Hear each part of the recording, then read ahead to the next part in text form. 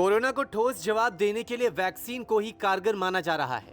18 साल से ऊपर के जितने लोग हैं उनके लिए भी वैक्सीन ड्राइव की शुरुआत हो चुकी है, लेकिन एक समस्या ये भी देखी जा रही है कि बहुत सारे सेंटर्स पर वैक्सीन की कमी है। इस बीच अब वैक्सीन को लेकर बड़ा फैसला भी लिया गया। एक विशेष पैनल की ओर से कोविशील्ड वैक्सीन के 2 डोज के बीच अंतर बढ़ाने के लिए सुझाव दिया गया था, जिसे मान लिया गया है। अब कोविशील्ड वैक्सीन के 2 डोज के बीच अंतर को और भी बढ़ाया गया है।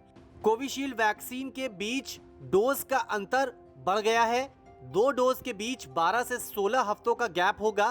पहले 6 से 8 हफ्तों का वैक्सीन के 2 डोज के बीच का गैप था।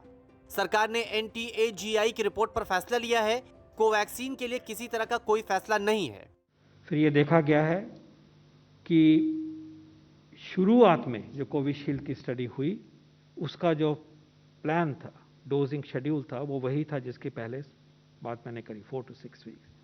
जब और डेटा उपलब्ध हुआ तो दिखाया गया कि ऑल्दो अनप्लान्ड जो सेकेंडरी एनालिसिस होते हैं, मेन से हटके ऐसे भी देख लें, ऐसे भी देख लें, तो उसमें पाया गया कि ड्यूरेशन बढ़ाते हैं तो इतना एडवांटेज होता है और वो लेके भी हम चल सकते हैं।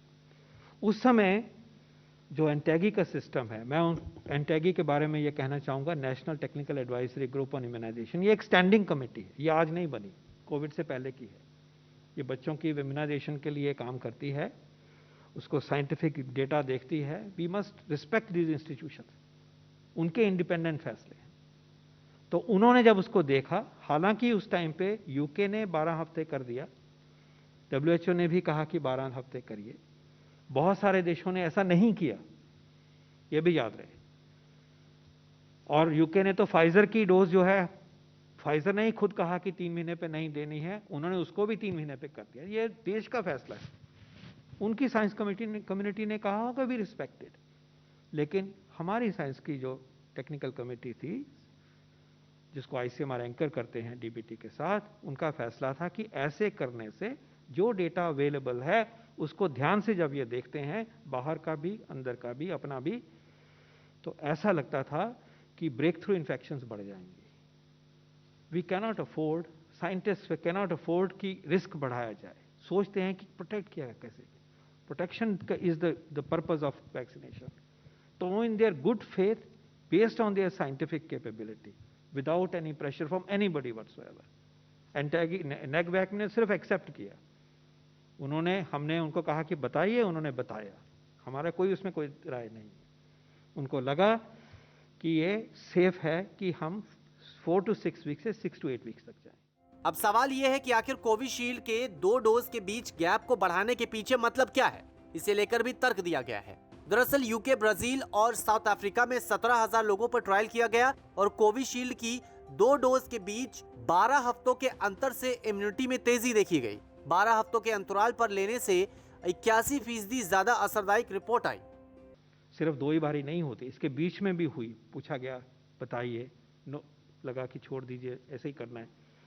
अब ये हुआ है कि यूके का हमें रियल लाइफ एक्सपीरियंस मालूम है। पहले तो स्टडीज के बेस के ऊपर 12 हफ्ते की बात होती थी। Now because UK has done it for a period of time, a real life experience of large number, millions of individuals is available. जब उस डेटा को देखा गया और WHO के जो एक्सपर्ट हैं उनको भी मीटिंग में लाए गए, तो लगा कि हाँ, अब हम साइंस की दृष्टि से कॉन्फिडेंस के साथ कह सकते हैं कि हमारे देश में जब हम ये चेंज लाएंगे तो हमारे देशवासियों को एक्स्ट्रा रिस्क नहीं होगा। This is a dynamic situation. एंटैगी बार बार इस चीज को मिलकर करती है। तो जो अभी फैसला हुआ है वो पीरियोडिक रिव्यू का एक हिस्सा है। उस टाइम पे लगा कि ये ठीक नहीं है, सिर्फ उसको 6 to 8 वीक्स तक पुश किया गया, और अब लगा कि रियल लाइफ एक्सपीरियंस यूके का दिख गया है।